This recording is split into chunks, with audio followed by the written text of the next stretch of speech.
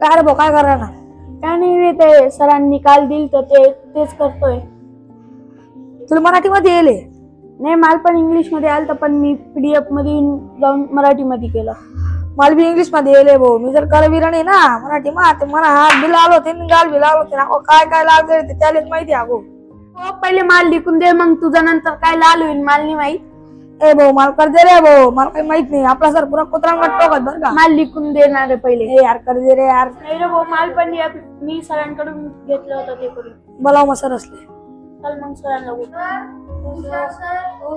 काय रे? सर, ते इंग्लिशचं मराठी मध्ये करायचंय. इंग्लिशचं मराठीमध्ये करायचंय ट्रान्सलेट? हो बरं, पूर्ण PDF ट्रान्सलेट करायचे होते ना? तुला मगापूर्वी करून दिली होती मी. हो, याला शिकायचं. मला शिकायचं. तुला शिकायचंय? चल, इंग्लिश मधली PDF तुला मराठीमध्ये पाहिजे ना? जसं आता हे केलं होतं इकडे, तुम्ही इंग्लिश आणि मराठी केलंय. ओके, आता मी काय करतो, गुगलचाच एक न्यू टॅब ओपन करतो.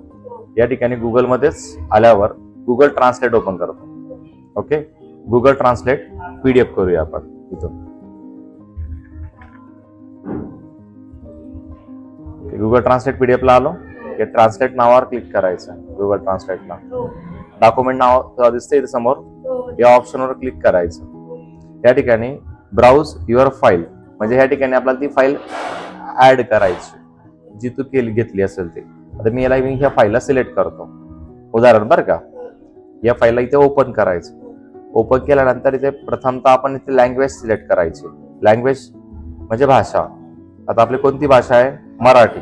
आता मी इथे मराठी सिलेक्ट करतो आणि याला मी ट्रान्सलेट केलं. इथे क्लिक केलं ट्रान्सलेट वरती.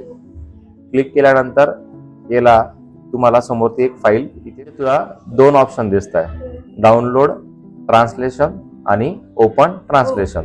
आता मला डाउनलोड करायचं तर मी डाउनलोड बटनावर क्लिक केलं तर वरच्या बाजूला इथं तुला ते फाईल डाउनलोड होताना दिसतंय. किंवा तुला ओपन करायचं तर ते ओपन करून बघू शकतो. झालंय मराठीमध्ये? आवडलं? समजलं दोघांना?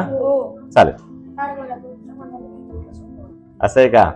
अशा नवनवीन ट्रिक शिकण्या होतील ते आमच्या चॅनलला लाईक करा, शेअर करा आणि सबस्क्राईब करा.